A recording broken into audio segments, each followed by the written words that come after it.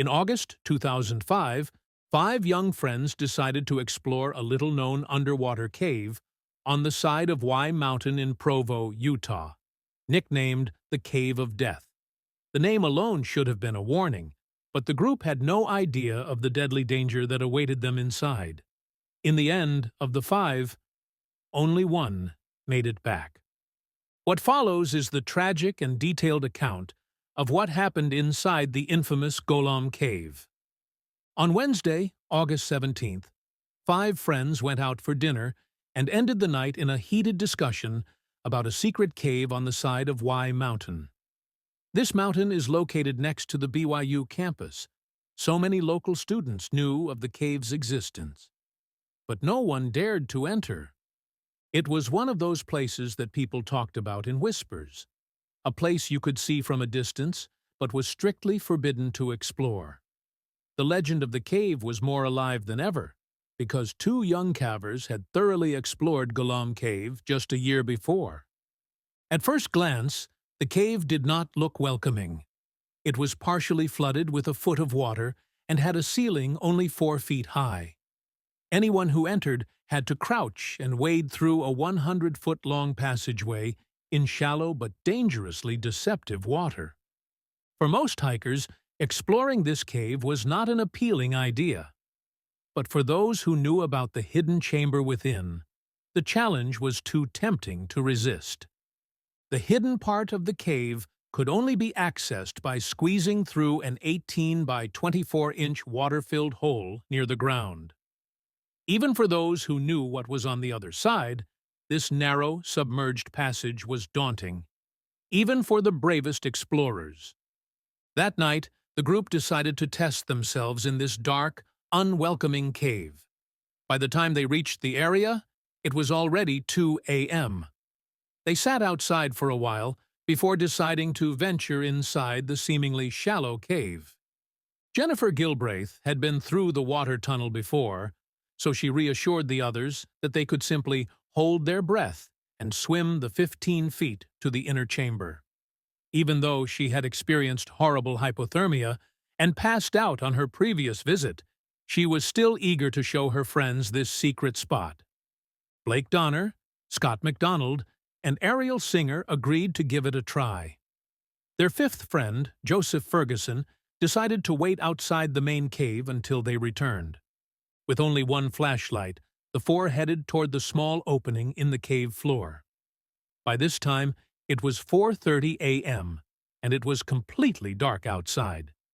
One by one, they gathered the courage to drop into the narrow passage filled with freezing water.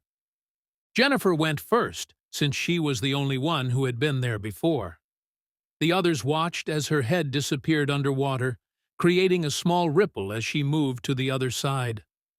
The submerged tunnel was no bigger than a refrigerator door, just 2 feet wide and 4 feet high. One by one, Blake, Scott, and Ariel followed Jennifer's lead.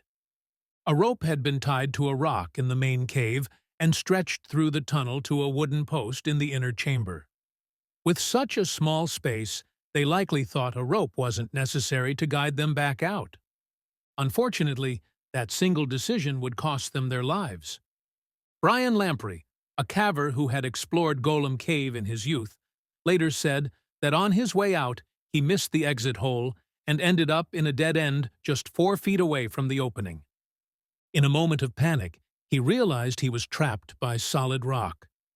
Desperately, he pushed himself backward, groping along the ceiling until he found the exit hole. The extra time it took him nearly led to his death. He was lucky. He found the hole just a second before inhaling a lungful of water. That morning, the four explorers successfully swam to the other side, reaching a small air pocket just 15 feet away where they could stand and move slightly.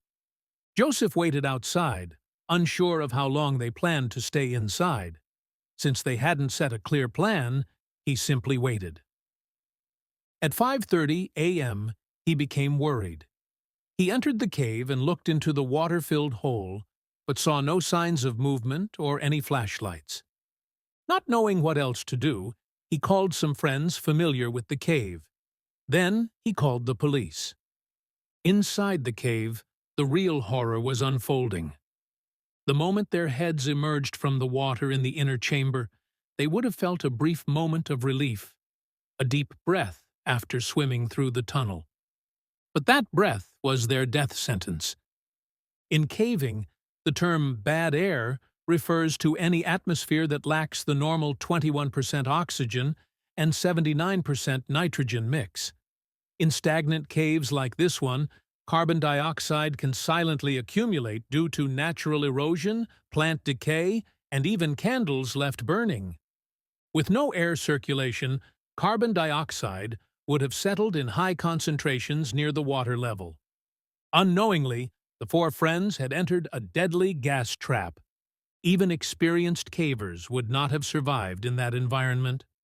Within minutes, their ability to think, move, and breathe was critically impaired. By the time they realized they couldn't breathe properly, they knew they had to get out immediately. But the exit was so narrow, only one person at a time could pass.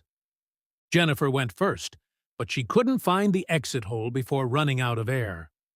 Without a guiding rope, finding the exit in total darkness was like searching for a needle in a haystack. She never made it out. Ariel followed 30 to 60 seconds later. His breathing rate doubled due to carbon dioxide poisoning. As he swam, he unexpectedly crashed into Jennifer's body in the pitch-black tunnel.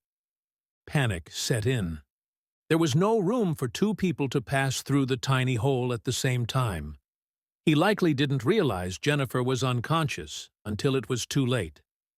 Meanwhile, Blake and Scott had been breathing stale air for too long.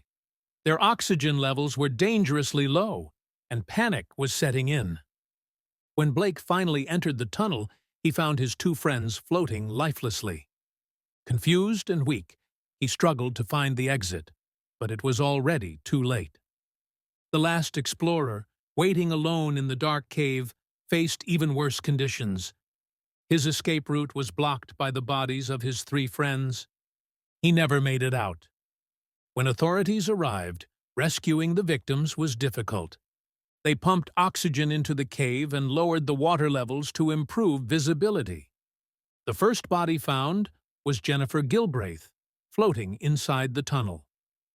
After another hour of pumping, they discovered Ariel, Blake, and Scott, huddled near the exit, lifeless. Four young adventurers, between 18 and 28 years old, had lost their lives just 15 feet from safety. To prevent future tragedies, the entrance to the cave was permanently sealed with concrete.